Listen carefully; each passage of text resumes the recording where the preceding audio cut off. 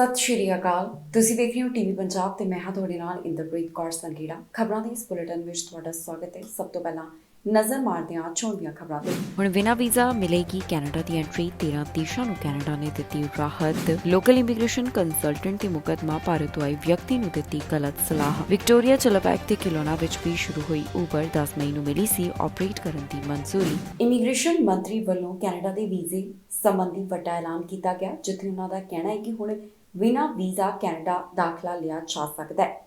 Immigration ਮੰਤਰੀ ਵੱਲੋਂ 15 ਦੇਸ਼ਾਂ ਨੂੰ ਰਾਹਤ ਦਿੰਦਿਆਂ ਕਿਹਾ ਗਿਆ ਕਿ ਹੁਣ ਇਹਨਾਂ ਦੇਸ਼ਾਂ ਤੋਂ ਵੀਜ਼ਾ ਫ੍ਰੀ ਐਂਟਰੀ ਹੋਵੇਗੀ।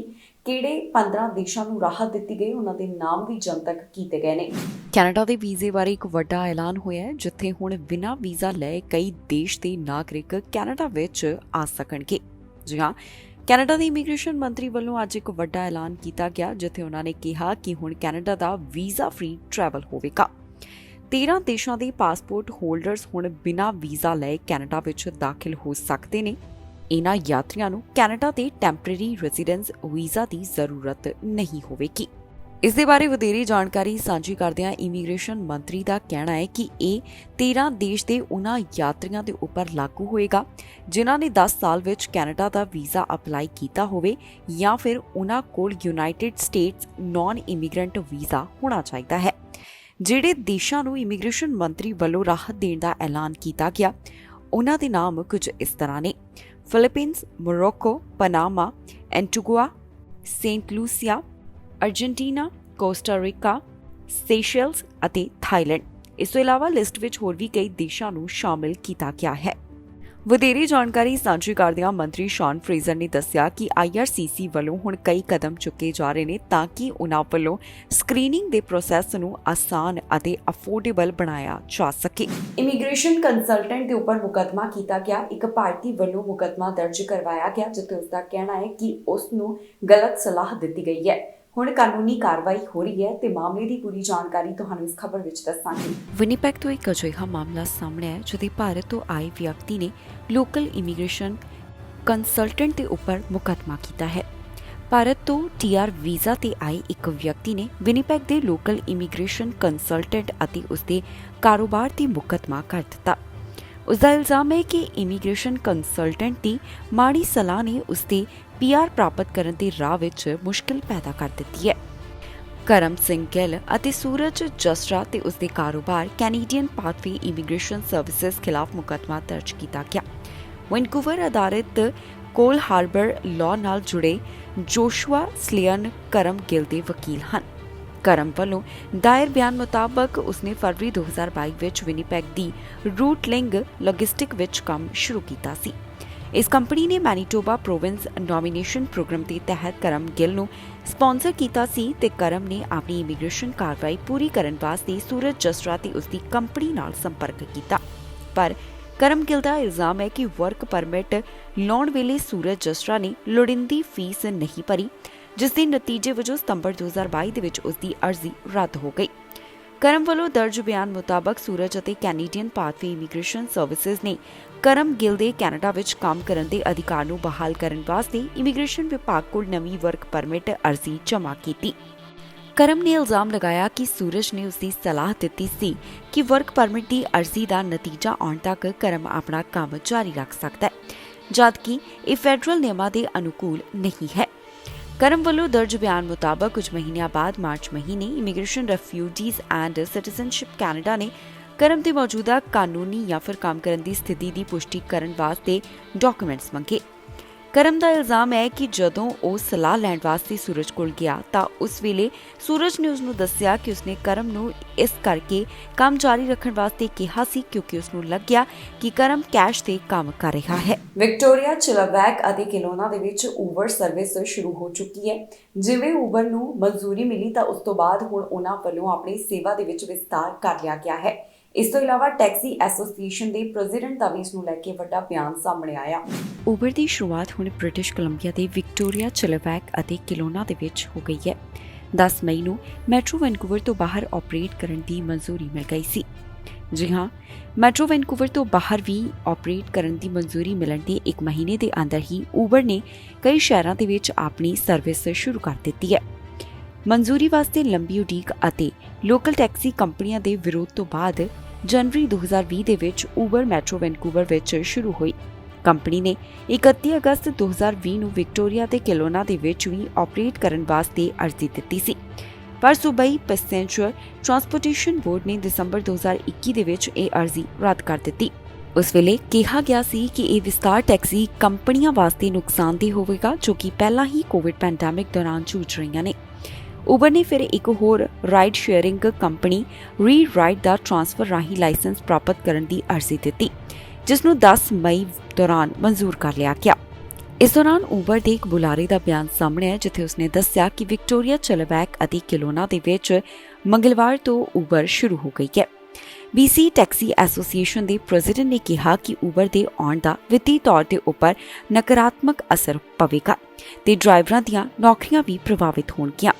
ਉਨ੍ਹਾਂ ਸਵਾਲ ਕੀਤਾ ਕਿ ਸਰਕਾਰ ਟਰਾਂਸਪੋਰਟੇਸ਼ਨ ਇੰਡਸਟਰੀ ਦੇ ਵਿੱਚ ਸਭ ਨੂੰ ਬਰਾਬਰਤਾ ਦੇ ਨਾਲ ਦੇਖ ਰਹੀ ਹੈ, ਕਿਉਂਕਿ ਹਾਲ ਹੀ ਦੇ ਵਿੱਚ ਸੂਬੇ ਅੰਦਰ ਹੋਇਆ ਮਿਨੀਮਮ ਵੇਜ ਵਾਧਾ ਟੈਕਸੀ ਡਰਾਈਵਰਾਂ ਤੇ ਲਾਗੂ ਹੁੰਦਾ ਹੈ, ਪਰ ਉਬਰ ਡਰਾਈਵਰਾਂ ਤੇ ਲਾਗੂ ਨਹੀਂ ਹੁੰਦਾ।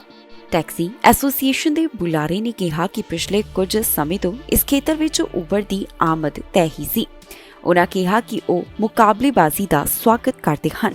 ਮੌਜੂਦਾ ਸਮੇਂ ਕੈਨੇਡਾ ਦੇ ਅਲੱਗ-ਅਲੱਗ ਹਿੱਸਿਆਂ ਦੇ ਵਿੱਚ ਜੰਗਲ ਦੀ ਅੱਗ ਲੱਗੀ ਹੋਈ ਹੈ। ਬਹੁਤੀਆਂ ਥਾਵਾਂ ਦੇ ਉੱਪਰ ਜੰਗਲ ਦੀ ਅੱਗ ਬੇਕਾਬੂ ਹੈ ਤੇ ਇਸ ਨੂੰ ਚਿੰਤਾ ਦੇ ਨਾਲ ਦੇਖਿਆ ਜਾ ਰਿਹਾ ਹੈ। ਮਾਹਰਾਂ ਵੱਲੋਂ ਵੀ ਚੇਤਾਵਨੀ ਜਾਰੀ ਕੀਤੀ ਗਈ। ਸਾਲ 2023 ਕੈਨੇਡਾ ਵਿੱਚ ਹੁਣ ਤੱਕ ਦਾ ਸਭ ਤੋਂ ਭਿਆਨਕ ਜੰਗਲੀ ਅੱਗ ਸੀਜ਼ਨ ਹੋਣ ਦੀ ਸੰਭਾਵਨਾ ਹੈ।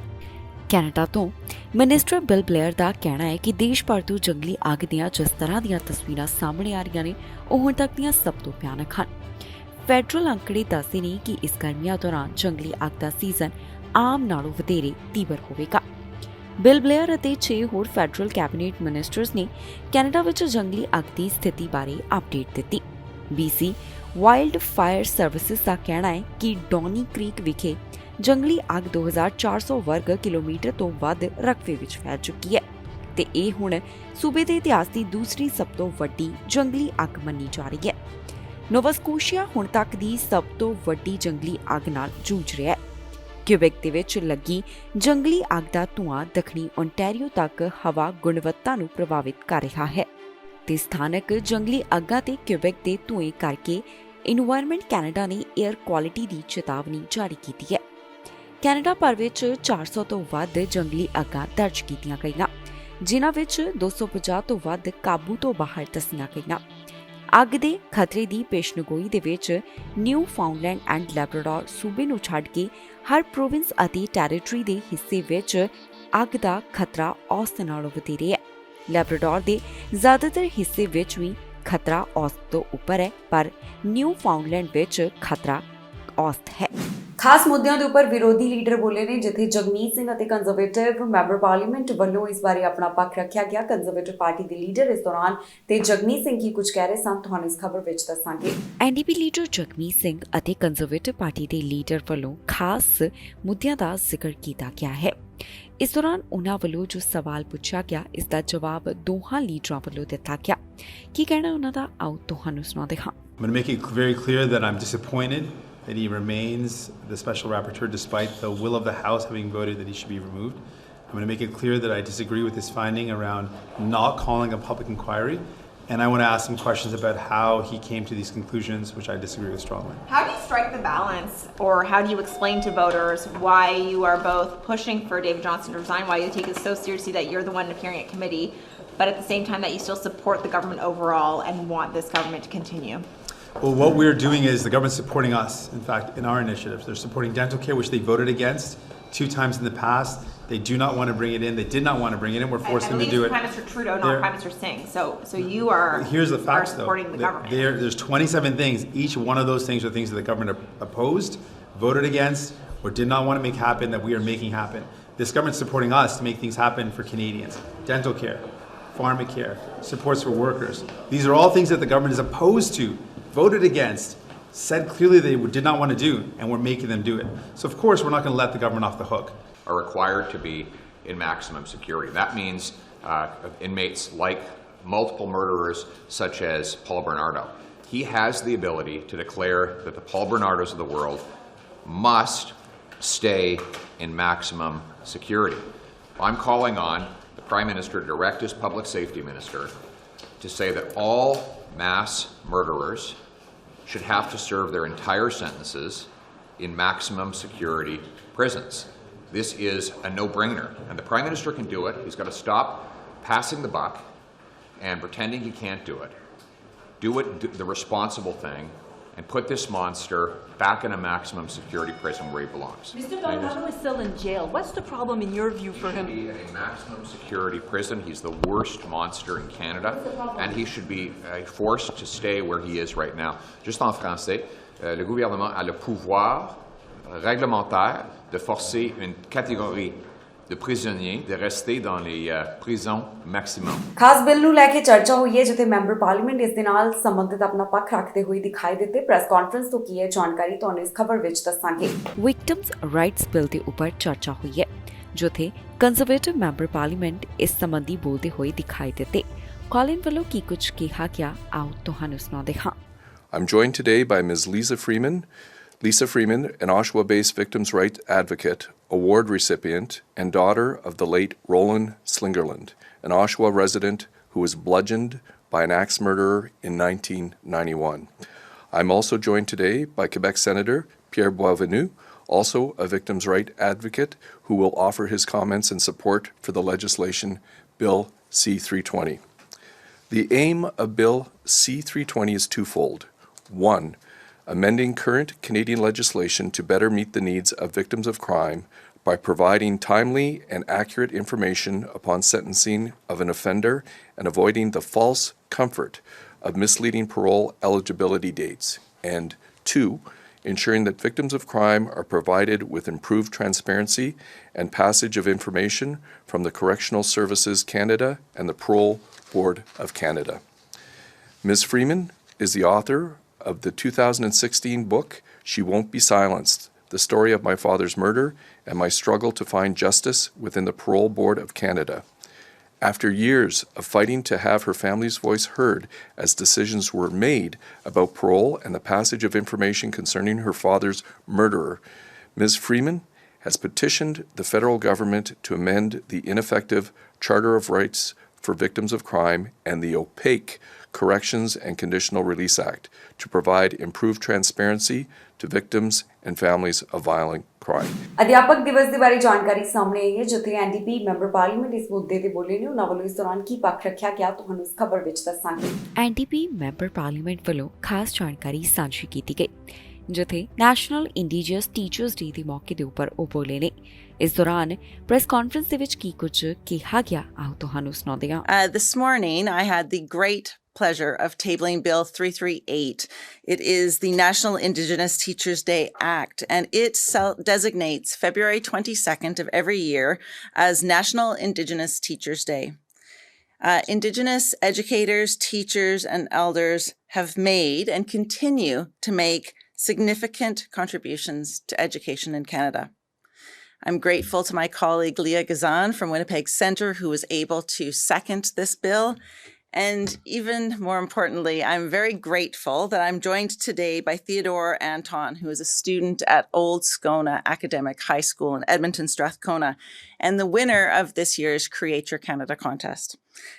The idea behind the Create Your Canada contest is that young people in Edmonton, Strathcona can bring forward ideas on how they would like to see Canada improve its legislation. They can bring forward private member bill ideas. We were very, very lucky to have submissions from students across Edmonton, Strathcona, to have so many wonderful ideas proposed by young people in our community, and that was a really wonderful opportunity. The winner, of course, is Theodore, because his recommendation really, for me, felt so important. It felt like something that is an important step in reconciliation, an important step in moving this country to a more just and more fair place for everyone. So I'd like to invite, if I could, I'd like to invite Theodore to come to the podium and tell us a little bit about the private member bill and why he did put this forward as his idea. ਭਾਰਤੀਆਂ ਨੂੰ ਵੱਧ ਵੀਜ਼ੇ ਮਿਲੇ ਨੇ। ਵੀਜ਼ੇ ਬਾਰੇ ਤਾਜ਼ਾ ਜਾਣਕਾਰੀ ਸਾਹਮਣੇ ਆਈ, ਜਿੱਥੇ ਦੱਸਿਆ ਗਿਆ ਕਿ ਚੀਨ ਦੇ ਮੁਕਾਬਲੇ ਹੁਣ H1B ਵੀਜ਼ਾ ਵੱਧ ਭਾਰਤੀਆਂ ਨੂੰ ਜਾਰੀ ਕੀਤੇ ਗਏ। ਲਿਸਟ ਵਿੱਚ ਦੂਸਰਾ ਨੰਬਰ ਚੀਨ ਦਾ ਹੈ। ਭਾਰਤੀਆਂ ਦੇ ਵੀਜ਼ੇ ਬਾਰੇ ਜਾਣਕਾਰੀ ਸਾਹਮਣੇ ਆਈ ਹੈ, ਜਿੱਥੇ ਸਾਲ 2022 ਦੇ ਵਿੱਚ ਚੀਨ ਨੂੰ ਪਿੱਛੇ ਛੱਡ ਕੇ 72.6% ਭਾਰਤੀਆਂ ਨੇ H1B ਵੀਜ਼ਾ ਹਾਸਲ ਕੀਤਾ। USCIS ਵੱਲੋਂ ਇਸ ਬਾਰੇ ਜਾਣਕਾਰੀ ਸਾਂਝੀ ਕੀਤੀ ਗਈ, ਜਿੱਥੇ ਉਹਨਾਂ ਨੇ ਦੱਸਿਆ ਕਿ ਵਿੱਤੀ ਸਾਲ 2022 ਨੂੰ ਕੁੱਲ 4.41 ਲੱਖ H1B ਵੀਜ਼ੇ ਅਰਜ਼ੀਆਂ ਵਿੱਚੋਂ 3.20 ਲੱਖ ਜਾਂ ਫਿਰ 72.6% ਉਹਨਾਂ ਨੂੰ ਦਿੱਤੇ ਗਏ ਜੋ ਭਾਰਤੀ ਮੂਲ ਦੇ ਹਨ। ਲਿਸਟ ਵਿੱਚ ਚੀਨ ਦੂਸਰੇ ਸਥਾਨ ਤੇ ਹੈ। ਅਮਰੀਕਾ ਨੇ ਚੀਨੀ ਨਾਗਰਿਕਾਂ ਨੂੰ ਕੁੱਲ H1B ਵੀਜ਼ਾ ਅਰਜ਼ੀਆਂ ਦਾ 12.5% ਅਲਾਟ ਕੀਤਾ। USCIS ਨੇ ਪਿਛਲੇ ਵਿੱਤੀ ਸਾਲ ਦੇ ਵਿੱਚ 55,000 ਤੋਂ ਵੱਧ ਚੀਨੀ H1B ਵੀਜ਼ਾ ਅਰਜ਼ੀਆਂ ਨੂੰ ਮਨਜ਼ੂਰ ਕੀਤਾ ਸੀ। ਲਿਸਟ ਵਿੱਚ ਤੀਜੇ ਨੰਬਰ ਦੇ ਉੱਪਰ ਅਮਰੀਕਾ ਦਾ ਗੁਆਂਢੀ ਦੇਸ਼ ਕੈਨੇਡਾ ਹੈ, ਜਿਸ ਵਿੱਚ ਕੁੱਲ ਵੀਜ਼ਾ ਪ੍ਰਵਾਨ ਕੀਤਾ ਅੰਕੜਾ 1% ਦਾ ਦੱਸਿਆ ਗਿਆ।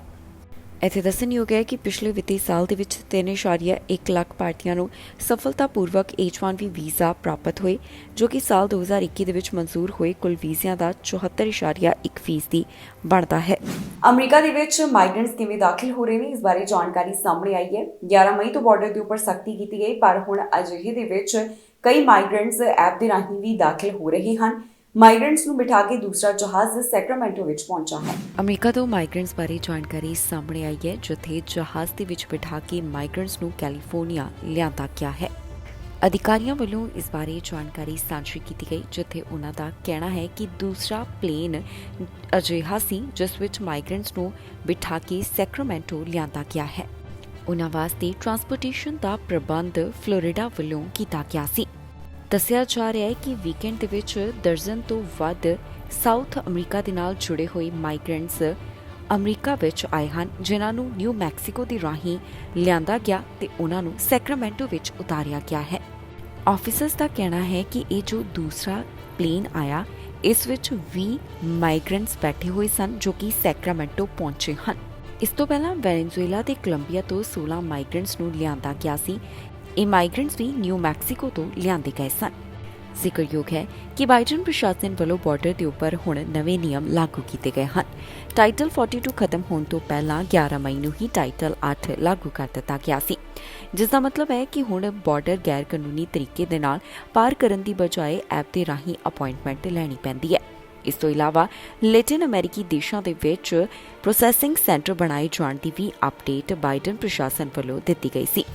ਹਾਲਾਂਕਿ ਨਵੇਂ ਨਿਯਮਾਂ ਦਾ ਕਈ ਲੋਕਾਂ ਵੱਲੋਂ ਵਿਰੋਧ ਵੀ ਹੋ ਰਿਹਾ ਹੈ, ਪਰ ਬਾਈਡਨ ਪ੍ਰਸ਼ਾਸਨ ਵੱਲੋਂ ਇਸ ਸੰਬੰਧੀ ਆਪਣਾ ਪੱਖ ਵੀ ਸਾਂਝਾ ਕੀਤਾ ਜਾ ਰਿਹਾ ਹੈ ਕਿ ਉਹਨਾਂ ਵੱਲੋਂ ਇਹ ਕਦਮ ਕਿਉਂ ਚੁੱਕਿਆ ਗਿਆ। ਇਮੀਗ੍ਰੇਸ਼ਨ ਦਾ ਜ਼ਿਕਰ ਹੋਇਆ, ਜਿੱਥੇ ਅਮਰੀਕਾ ਤੋਂ ਇਸ ਬਾਰੇ ਜਾਣਕਾਰੀ ਸਾਹਮਣੇ ਆਈ ਹੈ। ਇਮੀਗ੍ਰੇਸ਼ਨ ਨੂੰ ਲੈ ਕੇ ਕੀ ਕੁਝ ਖਾਸ ਰਿਹਾ ਤੁਹਾਨੂੰ ਇਸ ਖਬਰ ਵਿੱਚ ਦੱਸਾਂਗੇ। ਇਮੀਗ੍ਰੇਸ਼ਨ ਦੇ ਬਾਰੇ ਅਮਰੀਕਾ ਤੋਂ ਜਾਣਕਾਰੀ ਸਾਹਮਣੇ ਆਈ ਹੈ, ਜਿੱਥੇ ਸਕਾਟ ਪੈਰੀ ਇਸ ਮੁੱਦੇ ਦੇ ਉੱਪਰ ਬੋਲੇ ਨੇ। ਉਹਨਾਂ ਵੱਲੋਂ ਇਸ ਦੌਰਾਨ ਕੀ ਕੁਝ ਕਿਹਾ ਗਿਆ, ਆਓ ਤੁਹਾਨੂੰ ਸੁਣਾਉਂਦੇ ਹਾਂ। Perceived rightly so as amnesty for breaking America's laws. Therefore, that they lament the fact that we're not interested in allowing people that come across our border illegally, bringing fentanyl, engaged in human trafficking, gang activity. We're not interested in providing amnesty for their lawlessness. So no, there is not going to be comprehensive immigration reform because that's what it includes. Just let the record reflect that. Regarding my colleague who complained about the rape of his constituent and the fact that it seemed like the person that was deported had more rights than she did, I would just remind my colleague on the other side of the aisle that they support that. They've supported that in all the cities that they run across the country and at the southern border. They support that lawlessness. And so it's rich for him to come in and complain on her behalf when he and his party have been aiding and abetting it for years upon years. And Mr. Goldman says that we don't want to talk about guns. We're happy to talk about Fast and Furious, where that party, his party, took guns across the border to Mexican cartels that were used to kill Americans trying to protect this border. But they didn't want to talk about it. Eric Holder didn't want to talk about it, was held in contempt, and they still don't want to talk about it. And it's rich for Mr. Goldman to talk about you promoting falsehoods while he sat at the front and center of impeachment of a president based entirely on falsehood, which he was well aware of at the time and is well aware of right now. I know, you're laughing it up over there, aren't you? You're laughing it up because you're full of perfidy. Lies and more lies and more lies. Mr. Kafari, it's been alleged or averred that more people would make it better. More people, more Border Patrol agents, Mr. Goldman said more judges. Border ਦੇ ਬਾਰੇ ਚਰਚਾ ਹੋਈ ਹੈ ਸਦਨ ਤੋਂ southern border ਦੇ ਬਾਰੇ ਜਾਣਕਾਰੀ ਸਾਹਮਣੇ ਜਿੱਥੇ ਡੀਐਚਐਸ ਵੱਲੋਂ ਆਪਣਾ ਪੱਖ ਰੱਖਿਆ ਗਿਆ। ਸਦਰਨ ਬਾਰਡਰ ਦੇ ਨਾਲ ਜੁੜੀ ਹੋਈ ਤਾਜ਼ਾ ਜਾਣਕਾਰੀ ਸਾਹਮਣੇ ਆਈ ਹੈ ਜਿੱਥੇ ਡੀਐਚਐਸ ਇੰਸਪੈਕਟਰ ਹਾਊਸ ਦੇ ਸਾਹਮਣੇ ਪੇਸ਼ ਹੋਏ ਨੇ ਤੇ ਉਹਨਾਂ ਵੱਲੋਂ ਆਪਣਾ ਪੱਖ ਇਸ ਸੰਬੰਧੀ ਰੱਖਿਆ ਗਿਆ। ਇਸ ਦੌਰਾਨ ਉਹਨਾਂ ਵੱਲੋਂ ਕੀ ਕੁਝ ਕਿਹਾ ਗਿਆ ਆਓ ਤੁਹਾਨੂੰ ਸੁਣਾਉਂਦੇ ਹਾਂ। Without objection, the chair may declare recess at any time. I recognize myself for the purpose of making an opening statement. On day one of his administration, President Biden signaled to the world through words and actions that our borders are open, and so they were. Our country has since watched the crisis along our southwest border devolve into a catastrophe, a humanitarian and national security catastrophe. The deteriorating conditions along the southwest border and mismanagement of resources have harmed law enforcement and made existing staffing challenges even worse. Just last month, the Department of Homeland Security Office of the Inspector General issued a report examining how law enforcement at Customs and Border Protection and Immigration and Customs, at Customs and Border Protection and Immigration and Customs Enforcement have been negatively impacted by historically high levels of illegal immigration and other operational challenges. For this audit, the DHS Office of Inspector General surveyed over 9,000 DHS law enforcement personnel within ICE and CBT. They collected information from Border Patrol agents who protect our border from illegal entries, Office of Field Operation Officers who guard our points of entry, Enforcement and Removal Operation Officers who enforce immigration laws, and Homeland Security investigation agents who investigate cross-border criminal activity. What they found is shocking. 88% of ICE and CBP law enforcement personnel who responded said their work location was not adequately prepared and staffed during migrant surges. 71% of CBP personnel and 61% of ICE personnel stated that their current work location was not adequately prepared and staffed even during normal operations. But there's nothing normal about the current border catastrophe. Biden the policy ਦਾ ਜ਼ਿਕਰ ਹੋਇਆ ਜਿੱਥੇ vaccine policy ਦੇ ਬਾਰੇ ਗੱਲ ਕੀਤੀ ਗਈ ਹੈ ਸਵਾਲ ਵੀ ਚੁੱਕੇ ਗਏ ਇਸ ਬਾਰੇ ਕੀ ਹੈ ਜਾਣਕਾਰੀ ਤੁਹਾਨੂੰ ਇਸ ਖਬਰ ਵਿੱਚ ਦੱਸਾਂਗੇ। ਰਾਸ਼ਟਰਪਤੀ ਬਾਈਡਨ ਦੀ ਵੈਕਸੀਨ ਪਾਲਿਸੀ ਦੇ ਬਾਰੇ ਜ਼ਿਕਰ ਹੋਇਆ ਜਿੱਥੇ ਥਾਮਸ ਇਸ ਬਾਰੇ ਗੱਲ ਕਰਦੇ ਹੋਏ ਦਿਖਾਈ ਦਿੱਤੇ। ਉਹਨਾਂ ਵੱਲੋਂ ਕੀ ਕੁਝ ਕਿਹਾ ਗਿਆ ਆਓ ਤੁਹਾਨੂੰ ਸੁਣਾਉਂਦੇ ਹਾਂ। Biden administration announced they were going to suspend patents for vaccines. I was very taken aback because it's a right that's enshrined in the Constitution. But I learned it's a little more complicated than that. It's not that he announced he would suspend patent protection in the United States to make use or sell something here in the United States. He suspended something called TRIPS. Can you explain to me what it is that was suspended that never got used? But is it a reciprocal enforcement mechanism? Is that what TRIPS is? Or is it reciprocal licensing agreements? What is TRIPS? TRIPS was adopted in 1995 or went into force in 1995 at the time of the creation of the World Trade Organization. And it, as Mr. Gresser said, it establishes it requires WTO members with certain flexibilities for LDCs, least developed countries, and at one point for developing countries, to use their domestic mechanisms to establish a minimum set of intellectual property protections for patents, trademarks, trade secrets, and other matters. In TRIPS, there is a mechanism to obtain a compulsory license in extraordinary circumstances, but even to get a compulsory license, you have to engage the patent holder and potentially remunerate the patent holder. The TRIPS flexibility, the waiver of that requirement, which is what the ministerial decision of the WTO decided, waives that requirement. So an entity in a WTO member country can just utilize the patent without informing the patent holder or even, without any kind of engagement with the patent holder. ਇਸ ਦੇ ਨਾਲ ਹੀ ਜਾਂਦੇ ਜਾਂਦੇ ਇੱਕ ਵਾਰ ਫਿਰ ਤੋਂ ਨਜ਼ਰ ਮਾਰਦੇ ਆ ਹੈਡਲਾਈਨਸ ਤੇ। ਹੁਣ ਬਿਨਾਂ ਵੀਜ਼ਾ ਮਿਲੇਗੀ ਕੈਨੇਡਾ ਦੀ ਐਂਟਰੀ। 13 ਦੇਸ਼ਾਂ ਨੂੰ ਕੈਨੇਡਾ ਨੇ ਦਿੱਤੀ ਰਾਹਤ। ਲੋਕਲ ਇਮੀਗ੍ਰੇਸ਼ਨ ਕੰਸਲਟੈਂਟ ਤੇ ਮੁਕੱਦਮਾ ਭਾਰਤ ਤੋਂ ਆਏ ਵਿਅਕਤੀ ਨੂੰ ਦਿੱਤੀ ਗਲਤ ਸਲਾਹ। ਵਿਕਟੋਰੀਆ ਚਲਬੈਕ ਤੇ ਕਿਲੋਨਾ ਵਿੱਚ ਵੀ ਸ਼ੁਰੂ ਹੋਈ ਉਬਰ। 10 ਮਈ ਨੂੰ ਮਿਲੀ ਸੀ ਆਪਰੇਟ ਕਰਨ ਦੀ ਮਨਜ਼ੂਰੀ। ਖਬਰਾਂ ਦੀ ਇਸ ਬੁਲੇਟਿਨ ਵਿੱਚ ਇੰਨਾ ਹੀ। ਫਿਲਹਾਲ ਮੈਨੂੰ ਇੰਦਰਪ੍ਰੀਤ ਕੌਰ ਸੰਘੇੜਾ ਨੂੰ ਦਿਓ ਇਜਾਜ਼ਤ ਤੇ ਤੁਸੀਂ ਵੇਖਦੇ ਰਹੋ ਟੀਵੀ ਪੰਜਾਬ।